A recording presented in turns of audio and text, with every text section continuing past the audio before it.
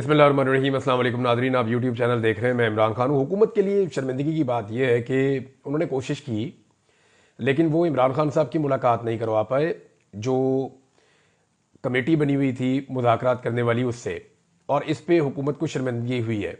यानी कमेटी के सामने उन्होंने बड़के मारी कि जनाब आपको हम मुला देंगे इमरान खान साहब से, आप बेफिक्र हो जाएं, चीज़ें अब ट्रैक पे आ गई हैं, लेकिन वो नहीं मिलवा पाए। और उस पर अब हुकूमती कमेटी को शर्मिंदगी भी है। अब अगली जब मुलाकात होगी तो वहाँ पे हुकूमती कमेटी बेबसी के अलावा किसी और चीज़ का इजहार कर नहीं सकती। बहरहाल दबे लफ्ज़ों में बेचारे कह रहे हैं, और वो कुछ लोग ये कह रहे हैं जी इमरान खान साहब अगर स्टेटमेंट ना देते तो चीज़ें आगे बढ़ जाती, कुछ और हो जाता, लेकिन उनका स्टेटमेंट आना, तो इमरान खान साहब ने भी स्टेटमेंट तब दिया जब उनकी मुलाकात नहीं करवाई गई। तो हुकूमत की ये जो नाकामी है, इससे हुकूमत का जो स्टेक है और हुकूमत के जो इख्तियारात हैं उनकी कली खुल जाती है कि हुकूमत के पास किसी किस्म की कोई इख्तियारात नहीं है। फिर एक जेल के अमले की जानिब से एक प्रोपेगेंडे का हिस्सा बना गया कि इमरान खान को मिलने ही कोई नहीं आया। तो इमरान खान साहब ने खुद भी क्लियर कर दिया कि मैंने अपने लोगों को ये कह दिया था कि मुज़ाकराती कमेटी मुझे मिलने आएगी, और मुज़ाकराती कमेटी के नाम दे दिए गए थे जेल की इंतज़ामिया को। जब उन्होंने मुज़ाकराती कमेटी ने किसी को आने नहीं दिया मिलने के लिए, या किसी को इजाज़त ही नहीं दी, तो फिर बाहर जेल के खड़े होकर लोगों ने क्या करना था? वो तो मुझे मिलने के लिए आते हैं। तो यहाँ ये बहुत सारे सियासतदानों की तौहीन भी करते हैं, बुलाकर उन्हें घंटों खड़ा कर देते हैं और उसके बाद मुलाकात बाज़ औक़ात करवाते हैं और बाज़ औक़ात मुलाकात नहीं करवाते। लेकिन एक चीज़ और जो इमरान खान साहब ने कही है, उसके ऊपर आपको गौर करना चाहिए, वो ज़रा इंपॉर्टेंट है। इमरान खान ने कहा कि मेरे पास अब कोई रास्ता बचा नहीं है कि मैं अपने केसेस को आलमी सतह के ऊपर लेकर जाऊं। तो पाकिस्तान में तो गोली भी चल गई ना, अदालत इंसाफ दे रही थी, कभी नहीं दे रही थी, लेकिन कुछ ना कुछ उम्मीद बाकी थी जब तक कि अदालतें आज़ाद थीं। जब 26वीं आईनी तरमीम के बाद अपनी मर्जी का एक आईनी बेंच बना दिया और हुकूमत ने अपनी पसंदीदा जजेस को उसके अंदर शामिल कर दिया, तो अदलिया से भी उम्मीद ख़त्म हो गई। अब अदलिया से उम्मीद है नहीं, इंतज़ामिया पे कब्जा हो गया है, एस्टेब्लिशमेंट जो है वो इस पॉलिटिकल पार्टी को कुचलने पर लगी है। तो पाकिस्तान में आवाम निकलती है तो उनके ऊपर गोलियां चल जाती हैं। ऐसी सूरत हाल में आलमी सतह पर मामला उठाने के अलावा इमरान खान साहब कहते हैं मेरे पास और कोई रास्ता नहीं है। अब आने वाले दिनों में आप देखेंगे कि जो बरतानिया में होगा, जो अमेरिका में होगा, जो यूरोप में होगा और बाकी मुल्कों में होगा, उसका इम्पैक्ट पाकिस्तान में आएगा। और PMLN के लोग अब ये मानना शुरू हो गए हैं, जावेद लतीफ़ साहब ने कहा, कुछ और लोगों ने कहा कि बाहर से दबाव आ रहा है और दबाव का नतीजा है कि हमें यह कहा जा रहा है कि आप मुज़ाकरात में बैठ जाएं। PMLN के जो अपने करीबी जर्नलिस्ट हैं वो ये दावा करते हैं कि ये जो PMLN है इसका कोई इख्तियार मुज़ाकरात के ऊपर नहीं है। ऐसा नहीं है कि हुकूमत में कुछ लोग कहते हैं मुज़ाकरात करें, कुछ कहते हैं नहीं करें। उनका ये दावा है, नजम सेठी साहब ने यह बात की कि इनको जो कहा जाता है बेचारे वही करते हैं, क्योंकि कठपुतली हुकूमत है और अर्दली वज़ीर आज़म इमरान खान साहब ने करार दिया शहबाज शरीफ साहब को, तो फिर उन्हें वही करना पड़ता है जो उन्हें कह दिया जाता है। इमरान खान साहब ने जेल से दो लोगों के बारे में कल के दिन में बातचीत हुई है, एक शहबाज गिल के बारे में और एक शेर अफजल मरवत के बारे में। शेर अफजल मरवत साहब के तहफ़्फ़ुज़ात हैं सलमान अकरम राजा साहब के बारे में। वो ये कहते हैं जी मेरे केसेस भी ले लिए, मेरे लिए प्रॉब्लम क्रिएट की, और सलमान अकरम राजा साहब जो है वो पार्टी में बिल्कुल नए हैं। दूसरी तरफ शेर अफजल मरवत साहब भी पार्टी में ज़्यादा पुराने नहीं हैं, ये लगभग एक ही टाइम पे दोनों इस पार्टी में आए। सलमान अकरम राजा साहब भी इलेक्शन से पहले इस पार्टी में मुतहरिक हुए हैं और शेर अफजल मरवत साहब भी इलेक्शन से पहले इस पार्टी में मुतहरिक हुए हैं। ये 9 मई के बाद की बात है जब ये लोग ज़्यादा मुतहरिक हुए पाकिस्तान तहरीक इंसाफ। तो टाइम तो दोनों का एक जैसा है। लेकिन साकिब बशीर साहब ने एक खबर दी है और वो ये बताते हैं कि उनके बकौल इमरान खान ने कहा कि शेर अफजल मरवत को शोकाज नोटिस जारी किया जाए जो उन्होंने सलमान अकरम राजा से मुताल्लिक बात की है। और अलीमा खान साहब ने कहा कि इमरान खान ने सलमान अकरम राजा को अपॉइंट किया है, उन्होंने वही कहना है जो इमरान खान उन्हें कहेगा। अब आप आ जाए दूसरा बंदा जिसके बारे में इमरान खान साहब ने जेल से बात की। एक तो अपनी एहलिया के बारे में उन्होंने बड़ा एक स्टेटमेंट जारी भी किया इमरान खान साहब ने अपने ट्विटर अकाउंट के ऊपर। तो आजकल शहबाज गिल साहब पे बड़ा अटैक हो रहा है पाकिस्तान में, और डिफरेंट तरफ से अटैक होता है। पाकिस्तान की मीडिया को भी उनसे शिकवे शिकायतें, वो वहाँ से भी अटैक हो जाता है। कभी उनके खिलाफ कोई औरत कार्ड आ जाता है, कभी उनकी ज़बान को लेकर उनके ऊपर अटैक आ जाता है, कभी लोग कहते हैं वो पाकिस्तान से बाहर क्यों है, कभी कोई उन पर इल्ज़ाम लगाता है कि किसी मखसूस जर्नैल ने उन्हें पाकिस्तान से बाहर भिजवाया था। अब वो शहबाज गिल साहब रोज़ाना पूछते हैं जर्नैल का ना ही दस दो, तो कोई बंदा नाम लेने को भी तैयार नहीं है। तो शहबाज गिल साहब जो है उनके ऊपर बहुत ज़्यादा अटैक हो रहा था, और अटैक होने की एक रीजन समझ भी आती है कि शहबाज गिल उन चंद लोगों में से एक है जिनके बाहर जाने से पाकिस्तान तहरीक इंसाफ और ओवरसीज पाकिस्तानी ज्यादा मुतहर्रिक हुए वहां पे, और इन्होंने हर एक के साथ राब्ता रखा हुआ है। एक बड़ी जबरदस्त कोऑर्डिनेशन बनाई हुई है शहबाज गिल ने, और वो कुछ एक्टिविटीज करते रहते हैं। कभी अमेरिकन को मिलते हैं, कभी यूरोपियंस को मिलते हैं, और बहुत तेजी से उन्होंने दौरे भी किए, यूरोप भी गए, इंग्लैंड भी गए, अमेरिका भी गए, हर जगह पे वो आपको दिखाई भी देते हैं। और दूसरा, शहबाज गिल जो है वो क्योंकि अमेरिका में पहले रहे, वो उनके मजाज भी समझते हैं वहां के लोगों के, तो उन्होंने वहां के लोगों को उनकी जबान में काफी कुछ समझाया कि एक्चुअली इमरान खान के साथ पाकिस्तान में हो क्या रहा है, और पाकिस्तान में इंसानी हुकूक की खिलाफ वर्जियों पर मामला कहां पहुंचे हैं। तो ओवरसीज पाकिस्तानियों को एक वॉइस और मिल गई, और एक नाम आप नहीं भूल सकते, वो है डॉक्टर मोहित पीरजादा का। डॉक्टर मोहित पीरजादा के ऊपर गुज़िश्ता चंद दिनों से अटैक हुआ, और अब आप देखेंगे आने वाले दिनों में डॉक्टर मोहित पीरजादा पे और शहबाज गिल पे मजीद फोकस करके अटैक किया जाएगा। उसकी वजह यह है कि ये दोनों लोग जो हैं, इनका बाहर मौजूद होना और ओवरसीज पाकिस्तानियों से सबसे राब्ते में होना, हर ग्रुप के साथ मुतहर्रिक होना, ये उन सारी चीजों को तेज करता है जिसको पाकिस्तान के अंदर ये निजाम स्लो करना चाहता है। और उन्हें यह लगता है कि ये लोग इफेक्टिव हैं, ये काफी इफेक्टिव लोग हैं, और इनकी एक्टिविटी जो है उससे असर पड़ता है। अभी जो कुछ एक्टिविटीज होने जा रही हैं और जो हुई हैं हाल ही में, उनमें डॉक्टर मोहित पीरजादा का नाम आप निकाल नहीं सकते, वो भी इन चीजों पे काम कर रहे हैं। इसके अलावा जो है वो डॉक्टर शहबाज गिल की इमरान खान साहब ने तारीफ की इस बुरे वक्त में जब उनके ऊपर अटैक हो रहा है। तो इमरान खान ने कहा कि शहबाज गिल मेरा वफादार साथी है, और शहबाज गिल के ऊपर पूरे एतमाद का इजहार किया इमरान खान साहब ने जेल से स्टेटमेंट देते हुए। तो चले, शहबाज गिल साहब का तो काफ़ी कंपनसेशन हो गया, उनकी एक पार्टी है, उनकी पार्टी का लीडर है, और उनकी एफर्ट को अगर वो ये कह रहा है कि वो बेहतरीन एफर्ट है। और इमरान खान साहब ने मेरी इतला के मुताबिक चंद दिन पहले शहबाज गिल को जेल से एक पैगाम भी भिजवाया था, और उस पैगाम पे इस वक्त शहबाज गिल काम कर रहे हैं। आपको आने वाले दिनों में कुछ डेवलपमेंट्स नजर आएंगी। रेमिटेंसेस के बारे में हुकूमत के लिए अच्छी खबर यह है कि दिसंबर के महीने में, क्योंकि इमरान खान साहब ने दिसंबर के महीने में फॉरेन रेमिटेंसेस जो ओवरसीज पाकिस्तानी पैसा पाकिस्तान में भेजते हैं, ओवरसीज पाकिस्तानियों से कहा था कि आप पैसा पाकिस्तान में ना भेजें या पैसा कम भेजें। लेकिन हुकूमत के लिए जो हुकूमत ने खबर दी है और जो आदाद शुमार हुकूमती ज़राए से आए हैं, वो ये बताते हैं कि गुज़िश्ता सालों की निस्बत इस दिसंबर के महीने में 2024 का जो दिसंबर था, उसमें जो फॉरेन रेमिटेंसेस हैं उनकी मिकदार में इजाफा हुआ, और वो 3.1 अरब डॉलर तक गई हैं। गुज़िश्ता साल जो है वो 3 अरब डॉलर से कम थी, उससे पहले और कम थी, उससे पहले और कम थी।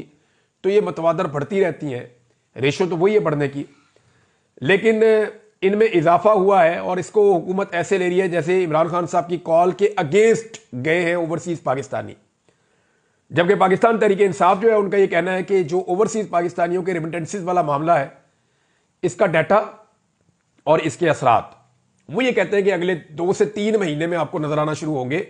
इसका इंपैक्ट एकदम नहीं आएगा, और सरकारी डाटा के ऊपर उंगलियां भी उठाई जाती हैं, थोड़ा बहुत मैनेज करने की कोशिश की जाती है, लेकिन ये 1-2 महीने मैनेज हो सकता है, लंबे अरसे के लिए आप मैनेज नहीं कर सकते। तो पाकिस्तान तहरीक इंसाफ का कहना है कि अगर ये चलती रही मुहिम, तो इसका जो असरात है वो फरवरी के एंड में या मार्च के एंड में, उस वक्त कहीं पे आपको नजर आना शुरू हो जाएंगे। बहरहाल ये तब भी पता चल जाएगा, लेकिन फिलहाल तो रेमिटेंसेस बड़ी हैं हुकूमती दावे के मुताबिक। अच्छा, इसकी 1-2 वजूहत और भी है कि पाकिस्तान तहरीक इंसाफ ने इमरान खान साहब की जो कंपेन है, जो ओवरसीज पाकिस्तानियों से एक दरखास्त उन्होंने की थी कि आप फॉरेन रेमिटेंसेस जो है उनको रोके, जो पैसा वो बाहर से भेजते हैं उसको कम करें या रोके, इसको तहरीक इंसाफ ने भी संजीदगी से नहीं लिया। इमरान खान साहब ने कई मरतबा जेल में तहरीक इंसाफ के लोगों को कहा कि इस मसले को उठाएं, इस पर बात करें, लेकिन क्योंकि इस पर कोई बड़ी कंपेन चली नहीं अभी तक। आप गौर करें तो सोशल मीडिया पे थोड़ा बहुत चलता है, लेकिन जो ओवरसीज पाकिस्तानियों में कंपेन चलाने का मामला है, उसको पाकिस्तान तहरीक इंसाफ ने उस तरीके से अभी ओन नहीं किया जैसे एक भरपूर कंपेन चलाई जाती है। बज़ाहिर ऐसा दिखाई देता है कि पाकिस्तान तहरीक इंसाफ ने इन मुज़ाकरात से ज्यादा उम्मीदें बांध ली थी, हालांकि इन मुज़ाकरात में सिर्फ टाइम गेन किया गया है हुकूमत की जानिब से। और जो 26 नवंबर का एक सिलसिला था जो वहां पे कत्लेआम हुआ, उस पर जो आवाज उठाई जा रही थी, उस आवाज को मध्यम कर दिया गया है इस बीच में। यानी मैं आपको सीरियसली कहता हूं कि गुज़िश्ता कई वीलॉग्स में मैं हूं या बहुत सारे और लोग हैं, तवज्जो तो बटी है ना, बाकी इश्यूज की तरफ गए हैं। वो जो गोली क्यों चलाई थी, 26 नवंबर का कत्लेआम, लाशें कहां पे गई, या लापता अफराद जो हैं वो किधर हैं, उनकी तस्वीरें किधर हैं, उनके नाम क्या हैं, उनकी फैमिलीज किधर हैं, उनकी फैमिलीज के इंटरव्यूज क्यों नहीं आ रहे, एफआईआर क्यों नहीं हो रही, सीसीटीवी फुटेज कहां पे है, अस्पतालों का रिकॉर्ड कहां पे है, अस्पतालों की सीसीटीवी फुटेज कहां पे है। तो ये सारा डाटा और इन चीजों के ऊपर काम नहीं हो रहा था। तो ये हुकूमत उसको टोन डाउन करने में कामयाब तो हुई है, ये आपको मानना पड़ेगा। अब पाकिस्तान तहरीक इंसाफ या तो ओवरसीज पाकिस्तानियों के हवाले से इस कंपेन को सीरियस लेगी या फिर ये मामला जो है वो ऐसे ही लटका रहेगा। फौजी अदालतों के हवाले से नाजरीन बहुत अजीबोगरीब सवाल पैदा होना शुरू हो गए हैं। एक सवाल उठाया गया अदालत में कि जो ऑफिसर फौज का ट्रायल को चलाता है वो ऑफिसर खुद से फैसला नहीं देता। ये देखें कैसी अजीब बात है। यानी जो जज केस सुनता है वही जज फैसला देता है ना। ये तो नहीं होता कि जो जज केस सुन रहा है वो बड़े जज को केस सुनने के बाद बता देगा जी मैंने ये सुना है, तो बड़ा जज घर बैठ के फैसला दे देगा या किसी और दफ्तर में बैठ के फैसला दे देगा। ऐसा होता नहीं है। हर काजी को मुकदमा खुद सुनना पड़ता है फैसला करने के लिए। लेकिन यहां पे जो है वो ये बताया गया कि जो ऑफिसर ट्रायल चलाता है वो खुद नहीं बड़े अफसर को भेजता है और बड़ा अफसर फैसला करता है। जो केस को सुने ना वो केस का फैसला कैसे कर सकता है। ये बात भी आईनी बेंच में उठाएगी। लेकिन आईनी बेंच जिन लोगों पर मुश्तमिल है ये पसंदीदा जजेस हैं और काजी फायद ईसा के बहुत करीब थे, और ये जजेस फैसला तकरीबन वही देंगे जो काजी फायद ईसा चाहेंगे या जो काजी फायद ईसा साहब के हमायती है वो चाहेंगे। ये फैसला तकरीबन वैसा ही देंगे। बल्कि कुछ जो रिपोर्टर हैं वो ये रिपोर्ट कर रहे हैं और वो खुलकर ये बात अब बता रहे हैं कि जस्टिस अमीनुद्दीन खान साहब जो इस बेंच के आईनी बेंच के सरबराह जिनको बनाया गया है, जिन्होंने अपने आप को खुद ही वोट दे दिया था, उनके बारे में बता रहे हैं कि ये बिल्कुल काजी फायज ईसा की तरह अदालत चला रहे हैं। यानी जब भी कोई मामले में फंस जाते हैं मिलिट्री कोर्ट वाले या उनके वकील, तो जस्टिस अमीनुद्दीन उनको रेस्क्यू करते हैं, जैसे काजी फायद ईसा साहब इलेक्शन कमीशन को रेस्क्यू किया करते थे, आपको याद होगा। तो वो कह रहे हैं बिल्कुल हमें एक झलक नजर आती है काजी फायद ईसा की जस्टिस अमीनुद्दीन खान साहब में। और हफीजुल्लाह न्याजी साहब ने भी शिकवा किया कि मेरी अपनी अदालत में उन्होंने तौहीन की है, मैं उम्र में भी उनसे बड़ा हूं और मैं जुल्म का शिकार हो रहा हूं जो उनके बेटे के साथ हो रहा है। बहरहाल एक स्टेटमेंट मुझे, क्योंकि मैंने नाम ले लिया हफीजुल्लाह न्याजी साहब का, तो उनको एक स्टेटमेंट है लेकिन उस पर मैं बाद में आता हूं। जस्टिस बंदूखेल साहब ने कहा कि मैं खुद को परफेक्ट नहीं समझता आज तक, हालांकि कब से वो लगे हुए हैं, 3 दहाइयों से ज्यादा हो गई है वो कानून के इसी शोबे में। वो ये कहते हैं कि फौजी अफसर कैसे इतनी सख्त सजा दे सकता है जब मैं खुद अपने आप को परफेक्ट नहीं समझता। 4थी दहाई उनकी चल रही है। तो अब मामला एक और भी उठा है कि त्यारा साजिश केस नवाज शरीफ साहब का, आर्मी चीफ को हवा में टांग दिया था, वो तो फौजी अदालत में नहीं चला। जो मेहरान का जो एयरबेस का केस था जहां पे इतना पाकिस्तान का नुकसान हुआ वो भी फौजी अदालत में नहीं चला। फिर इस तरह जो जीएचक्यू के ऊपर एक अटैक हुआ था जिसमें फौजी शहीद भी हुए थे, अंदर तक अटैक हो गया था, उसमें भी कोई फौजी अदालतों में केस नहीं चला। तो ये केसेस जो सिविलियंस के हैं ये फौजी अदालतों में कैसे चल सकते हैं। हफीजुल्लाह न्याजी साहब ने जो स्टेटमेंट दिया ये बड़ा इंटरेस्टिंग है और इसके ऊपर मुझे जरूर बात करनी है, क्योंकि हफीजुल्लाह न्याजी साहब ने बात तो ठीक की है लेकिन वो सिर्फ तस्वीर का एक रुख देख रहे हैं, दूसरा रुख वो देखना नहीं चाहते। हफीजुल्लाह न्याजी साहब ने नवाज शरीफ की सियासत तबाह करने पर इमरान खान से माफी मांगने का मुतालबा कर दिया। उन्होंने कहा कि इमरान खान को पता नहीं उन्होंने नवाज शरीफ के साथ क्या कर दिया है। नून लीग की सियासत टके टोकरी हो गई है। नवाज शरीफ की सियासत को भंबोर कर सिस्टम से निकाल दिया इमरान खान ने। तो इस बात पे इमरान खान नवाज शरीफ से माफी मांगे। तो न्याजी साहब हमारे सीनियर हैं, सीनियर जर्नलिस्ट भी हैं और उम्र में भी बहुत बड़े हैं, मैं उनका बड़ा एहतराम करता हूं। तो मैं उनसे सिर्फ ये गुजारिश करना चाहता हूं कि न्याजी साहब दोनों ने अपना अपना रास्ता खुद चुना। जिस रास्ते पे नवाज शरीफ चला उसने उसी मंजिल पे पहुंचना था जिस रास्ते से वो मंजिल मिलती है, यानी जो मंजिल है उस रास्ते की वहीं पहुंचना था। इमरान खान ने भी अपना रास्ता खुद चुना है कि मैं इस रास्ते पे चलूंगा और ये मंजिल पे पहुंचूंगा। तो दोनों के पास इंडिपेंडेंट ओपिनियन थी या अपनी आजाद राय थी कि उन्होंने कौन सा रास्ता चुनना है। तो नवाज शरीफ साहब ने रास्ता चुन लिया बूट पॉलिश वाला, तो उसकी मंजिल वही है ना, कभी पॉलिश मुंह पे लग जाती है, कभी हाथ पे लग जाती है, कभी कपड़ों में लग जाती है। इमरान खान साहब ने रास्ता चुन लिया कमर सीधी रख के खड़े होने वाला, चाहे बेड़ियां हो पैरों में और हाथों में, तो यहां पे इज्जत मिल जाती है। बेशक चोट लगती है, दुख होता है, तकलीफ होती है, लेकिन इसके बावजूद उन्होंने रास्ता इज्जत वाला चुना है। तो मियां नवाज शरीफ साहब की अपनी चॉइस का ज्यादा इसमें अमल दखल है। इमरान खान साहब का कसूर इतना बड़ा नहीं है।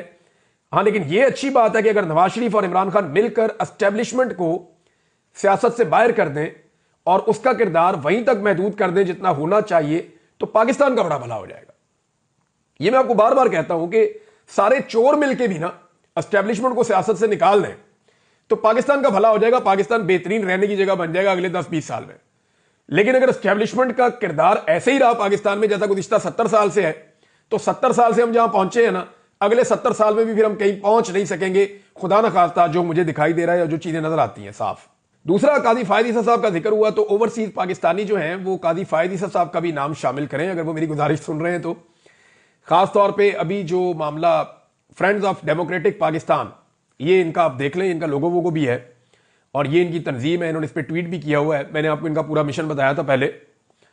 तो ये जो है ये पहले बरतानिया में प्रोग्राम करवा रहे हैं पार्लियामेंट के अंदर ब्रीफिंग, और उसके बाद जो है वो एक प्रोग्राम होने जा रहा है अमेरिका में, और फिर अमेरिका में एक बाइंडिंग रेजोल्यूशन भी आने जा रही है। तो इनसे गुजारिश है कि आप कादी फायद ईसा साहब को कैसे भूल सकते हैं। पाकिस्तान में हर जुल्म के अंदर जो बेहतरीन सहूलतकारी की है, बल्ले का निशान छीनने से लेकर लेवल प्लेइंग फील्ड छीनने से लेकर आरओज जो है वो ब्यूरोक्रेट्स को लगाने से लेकर जो जो जुल्म और बर्बरियत हुई उसके ऊपर खामोश रहने से लेकर हर चीज में कादी फायद ईसा ने यह तक कह दिया कि किचन में गर्मी बहुत है और अगर लगती है तो फिर आप यहां पे नहीं खड़े हो, तो निकल जाओ यहां से, दौड़ जाओ।